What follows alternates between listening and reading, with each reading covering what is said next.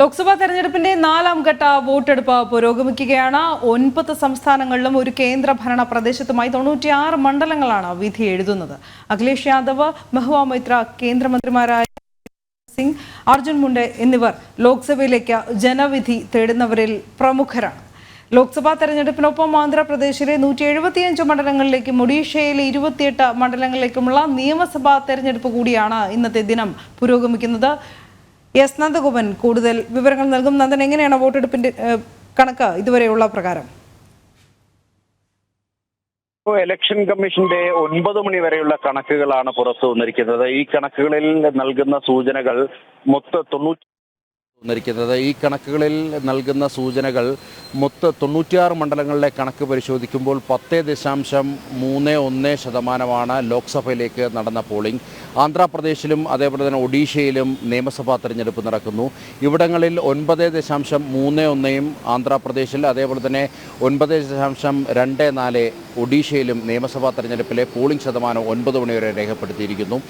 ജമ്മു കാശ്മീരിലെ ശ്രീനഗർ മണ്ഡലത്തിൽ ലോക്സഭാ തെരഞ്ഞെടുപ്പ് പുരോഗമിക്കുകയാണ്. കനത്ത സുരക്ഷയിലാണ് അവിടെ തെരഞ്ഞെടുപ്പ് പുരോഗമിക്കുന്നത്. സൈന്യത്തിൻ്റെയും അതേപോലെ തന്നെ അർദ്ധ സൈന്യ വിഭാഗത്തിൻ്റെയും ഒക്കെ തന്നെ സാന്നിധ്യം അവിടെ ഉറപ്പിച്ചിട്ടുണ്ട്. നിലവിൽ എവിടെയും അക്രമ സംഭവങ്ങൾ റിപ്പോർട്ട് ചെയ്തിട്ടില്ല. അതേസമയം പശ്ചിമ ബംഗാളിലടക്കം ചിലയിടങ്ങളിൽ BJP പ്രവർത്തകർക്ക് നേരെ തൃണമൂൽ കോൺഗ്രസ് പ്രവർത്തകർ അക്രമം ഒഴിച്ചുവിട്ടു എന്നുള്ള വിവരങ്ങൾ ലഭ്യമാകുന്നുണ്ട്. ഒപ്പം ചിലയിടങ്ങളിൽ ഈ തെരഞ്ഞെടുപ്പ് സാമഗ്രികളുടെ പ്രശ്നം മൂലം വോട്ടെടുപ്പ് തടസ്സപ്പെട്ടു. അവിടങ്ങളിൽ ഉടൻ തന്നെ വോട്ടെടുപ്പ് പുനരാരംഭിക്കുമെന്നാണ് തെരഞ്ഞെടുപ്പ് കമ്മീഷൻ വ്യക്തമാക്കിയിരിക്കുന്നത്. സമാധാനപരമായാണ് ഇതുവരെയായിട്ടുള്ള വോട്ടെടുപ്പ് പുരോഗമിക്കുന്നത്. 96 മണ്ഡലങ്ങളാണ്. ഇതിൽ ഏറ്റവും എടുത്തു പറയേണ്ടത് ആന്ധ്രാപ്രദേശാണ്. ആന്ധ്രാപ്രദേശിൽ ഒറ്റഘട്ടമായാണ് തെരഞ്ഞെടുപ്പ് നടക്കുന്നത്. അവിടെ ഇക്കുറി TDPയും അതേപോലെ തന്നെ ജനസേന പാർട്ടിയും ചേർന്നുകൊണ്ട് ആണ് BJP മത്സരിക്കുന്നത്.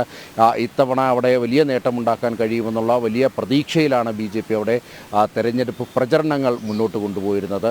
അതേപോലെ തന്നെ ഒഡീഷയിലും സംസ്ഥാന തെരഞ്ഞെടുപ്പ് നടക്കുന്നു. അവിടെ 28 മണ്ഡലങ്ങളിലാണ് ആദ്യഘട്ടമായി തെരഞ്ഞെടുപ്പ് നടക്കുന്നത്. ബിജു ജനതാദൾ സർക്കാരിനെതിരെ വലിയ ഭരണവിരുദ്ധ വികാരം നിലനിൽക്കുന്ന സാഹചര്യത്തിൽ ഇപ്പോൾ നിലവിലെ ഒരു സാഹചര്യത്തിൽ അവിടെയും BJPക്ക് അനുകൂലമായൊരു വിധിയെഴുത്തുണ്ടാകുമെന്നുള്ളതാണ് രാഷ്ട്രീയ നിരീക്ഷകരും അതേപോലെ തന്നെ ചില സർവേ ഫലങ്ങളും മറ്റും ചൂണ്ടിക്കാണിക്കുന്നത്. ഏതായാലും ഈ നാലാം ഘട്ട തെരഞ്ഞെടുപ്പ് പുരോഗമിക്കുമ്പോൾ BJPയെ സംബന്ധിച്ചിടത്തോളം തെരഞ്ഞെടുപ്പ് പ്രചരണത്തിൽ ഇതുവരെ മുന്നിൽ നിൽക്കുന്ന കാഴ്ചയാണ് കാണാൻ കഴിഞ്ഞത്. അതേസമയം കോൺഗ്രസിനെ സംബന്ധിച്ചിടത്തോളം കോൺഗ്രസ് നേതാക്കളുടെ ഭാഗത്തുനിന്നുണ്ടായ ചില പരാമർശങ്ങൾ കാരണം ഇപ്പോൾ വലിയ ഒരു വല്ലാത്തൊരവസ്ഥയിലേക്ക് കോൺഗ്രസ് എത്തി നിൽക്കുന്നു എന്നുള്ളതാണ്. പ്രചരണത്തിൽ മാത്രമല്ല ഒരു തരത്തിലും മുന്നോട്ട് നീങ്ങാൻ കഴിയാത്തൊരു സ്ഥിതിവിശേഷമാണ് AICC നേതൃത്വത്തെ സംബന്ധിച്ചിടത്തോളം മുന്നിൽ നിൽക്കുന്നത്. പ്രത്യേകിച്ച് കഴിഞ്ഞ ദിവസം തെലങ്കാന മുഖ്യമന്ത്രിയുടെ പരാമർശം, സൈനികരെയും ഭാരതത്തിൻ്റെ സൈനിക സമ്പത്തിനെ തന്നെ ആകെ അധിക്ഷേപിച്ചുകൊണ്ട് നടത്തിയ പരാമർശം, അത് കനത്ത തിരിച്ചടിക്ക് വഴിവെക്കുമെന്നുള്ളതാണ്. സൈനികരും മുൻ സൈനികരും അവരുടെ കുടുംബാംഗങ്ങളും ഒക്കെ തന്നെ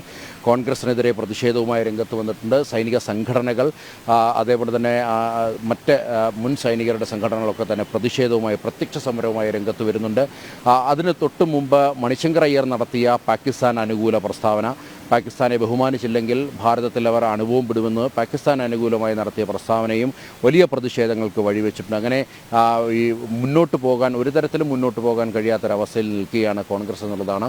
പ്രത്യേകിച്ച് ഇന്നിപ്പോൾ 96 മണ്ഡലങ്ങളിലേക്ക് തെരഞ്ഞെടുപ്പ് നടക്കുമ്പോൾ അതിൽ 40-ലധികം മണ്ഡലങ്ങൾ നിലവിൽ NDAയുടെ കൈവശമുള്ള മണ്ഡലങ്ങളാണ്. സ്വാഭാവികമായും ഇപ്പോൾ ഈ പ്രതിപക്ഷത്തിന് ഇങ്ങനെ ഒരു തിരിച്ചടി നിൽക്കുന്ന ഒരു സാഹചര്യത്തിൽ BJPക്ക് കൂടുതൽ മണ്ഡലങ്ങളിൽ താമര വിരിയിക്കാൻ കഴിയുമെന്നുള്ള ഒരു ആത്മവിശ്വാസമാണ് അനു.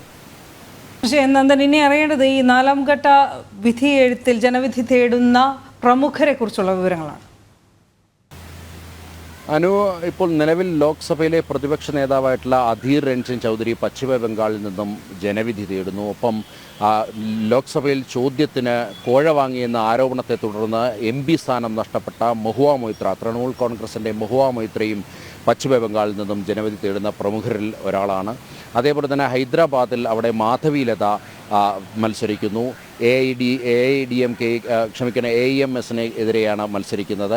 അവിടെ OICയെ പരാജയപ്പെടുത്തിക്കൊണ്ട് മുസ്ലിം ഭൂരിപക്ഷമുള്ള ആ ഒരു മണ്ഡലം പിടിച്ചടക്കാൻ കഴിയുമെന്നുള്ള രീതിയിലാണ് ഇതുവരെയായിട്ടും ആ ഒരു ട്രെൻഡിലാണ് BJP മുന്നോട്ട് പോയത്. പ്രത്യേകിച്ച് ആ മണ്ഡലത്തിൽ നിലനിൽക്കുന്ന വികസന മുരടിപ്പും അതേപോലെ തന്നെ അവിടുത്തെ ക്രിസ്ത്യൻ മുസ്ലിം അതേപോലെ തന്നെ ഹിന്ദു വിഭാഗങ്ങളിൽപ്പെടുന്ന പെൺകുട്ടികൾ അനുഭവിക്കുന്ന ദുരന്തങ്ങൾ എടുത്തു പറഞ്ഞുമാണ് മാധവിലത മണ്ഡലത്തിൽ പ്രധാനമായും വോട്ട് തേടിയത്.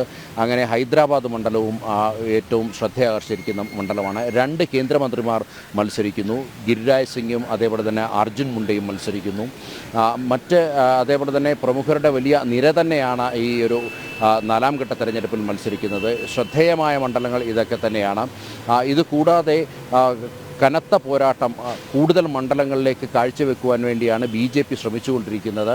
ഒപ്പം തന്നെ ഈ BJPയുടെ 10 വർഷത്തെ ഭരണ നേട്ടങ്ങൾ, ആ ഭരണ നേട്ടങ്ങളിലെ പോരായ്മകളും മറ്റും എടുത്തു കാണിച്ചുകൊണ്ട് കോൺഗ്രസും അതേപോലെ തന്നെ ഇന്ത്യ സഖ്യവും പരമാവധി ശ്രമങ്ങൾ നടത്തുന്നുണ്ടെങ്കിലും പല വിഷയങ്ങളിലും അല്ലെങ്കിൽ പല സന്ദർഭങ്ങളിലും അടിതെറ്റുന്ന കാഴ്ചയാണ് നമുക്ക് കാണാൻ കഴിയുന്നത്.